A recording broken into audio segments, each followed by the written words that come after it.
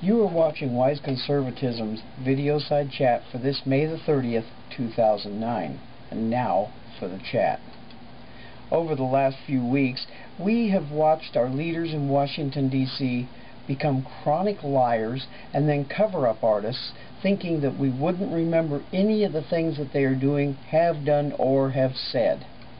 Our dear leader promised us change during his campaign, and by gosh and by golly, he has kept his promise in that we have gotten change. It may not be the change that we all expected, but if we'd have listened to what he said during his campaign, we'd have known exactly what he was going to do. He is changing our Constitution almost daily as he feels fit.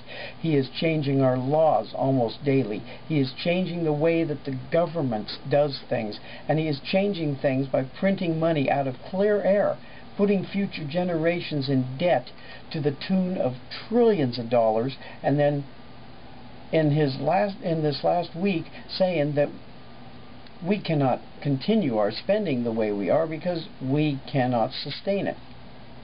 I'd like to know when he got his first freaking clue. He should have known this before he started. And all I can say is, really? I would have never thunk it. But on this latest thing that he has done, this nomination of Sonia Sotomayor, is probably the worst yet.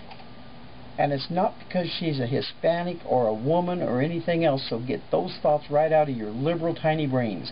Here we have a woman who is Hispanic in origin and who believes that she is far better for this country as a Supreme Court, in the Supreme Court, because she is a Latina woman and knows more than any rich white guy, or is better than any rich white guy. Better put woman in there too, because she really means this.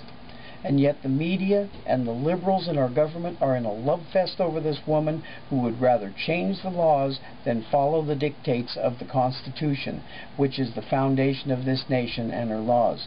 The liberals who are in charge right now think of the Constitution as a hindrance to them because it limits the things that they can do.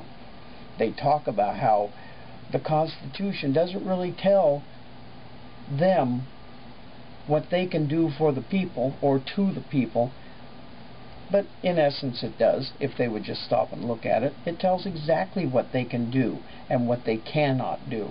The Democrats in Washington would rather change the law than follow it, and right now, unfortunately, the Republicans are no better, because they will not stand up for this country when confronted.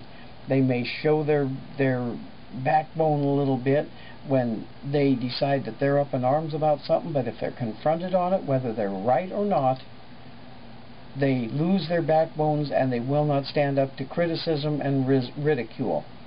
What we need is another Republican or a conservative, hell, even an independent or even a Democrat, who will stand up for this nation no matter what. We need someone to stand up for the Constitution and the United States. That is the solution to the problems that we are facing today. Our government, our representatives do not represent us anymore. We are just a hindrance to what they want to do, just like they feel the Constitution is a hindrance to what they want to do. This is Wise Conservatism's video side chat for this Saturday, May the 30th of 2009, and this is the Infidel Talkmaster, Robert Garding. Until next time, God bless you all, God bless our troops, and God bless America.